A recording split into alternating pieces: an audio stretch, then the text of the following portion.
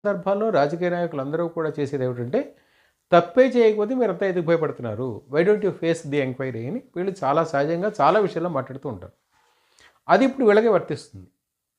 ఇప్పుడు బీఆర్ఎస్ వాళ్ళకి వర్తిస్తుంది కదా. ఇంతకుముందు మీరు చెప్పిన మాటే కదా.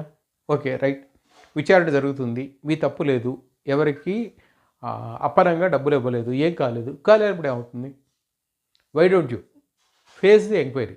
ఈరోజు హైకోర్టులో వీళ్ళ తరఫున సుందరం మంచి ఎవరో ఒక లాయర్, సుప్రీంకోర్టు లాయర్, ఆయన వచ్చి ఇక్కడ వాదిస్తున్నారు. Right, they can hire anybody in the nation or across the globe if they had the permissions and money, there is no issue.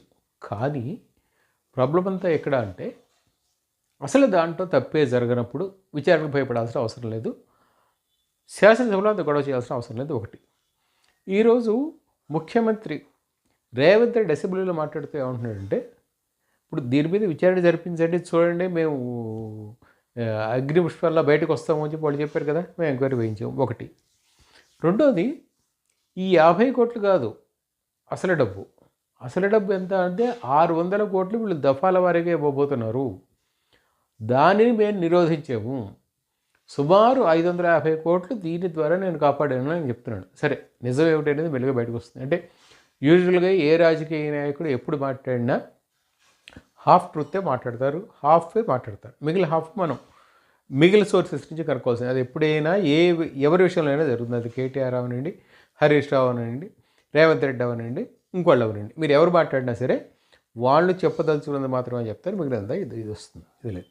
Right, వీళ్ళు చెప్పిన ఇంకొక ఇదేమిటంటే, ఈ ఫార్ములా రేస్ కండక్ట్ చేసిన కారణంగా దేశానికి రాష్ట్రానికి దాదాపు 750 కోట్లు 800 కోట్లు ఏదో ఫిగర్ చెప్పారు, అంత మేరకు బెనిఫిట్ అయింది అని.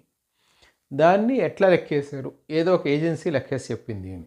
రైట్, ఇవన్నీ ఎలా ఉంటాయంటే ఊరికే ఒక పోలిక కోసం చెప్తున్నాను నేను, ఇదేం కాదు. మన కాళేశ్వరం గురించి ఒక ఇంటర్నేషనల్ ఛానల్లో చాలా అద్భుతమైన ప్రచారం జరిగింది. అది పెయిడా అన్పెయిడా అనేది అది ఆర్గనైజ్ చేసిన వాళ్ళకి, అంటే Kaleshwaram project lifting of A river అని చెప్పి చాలా పెద్దగా దాన్ని ప్రచారం చేసిన వాళ్ళకి, దాన్ని బ్రాడ్కాస్ట్ చేసిన వాళ్ళకి, ఏది ఇచ్చేసిన వాళ్ళకి, వీళ్ళకి తెలుసు మధ్యలో ఏం జరుగుతుందో మిగిలిన అందరికీ కూడా ఊహాత్మకంగా అందరికీ తెలుస్తుంది. దాంట్లో ఇదేం లేదు. కానీ ఏం జరిగింది, ఇది వాళ్ళు ఎవరైనా మాట్లాడగలేరా? ఎవరు అంటే కాళేశ్వరం కట్టినందువల్ల ఒక రివర్నే లిఫ్ట్ చేసినంత ఇది వచ్చింది, అంత ఇమేజ్ వచ్చింది ఇంటర్నేషనల్గా అని. మరి ఇప్పుడు ఇంటర్నేషనల్గా ఎంత ఇమేజ్ పోయింది?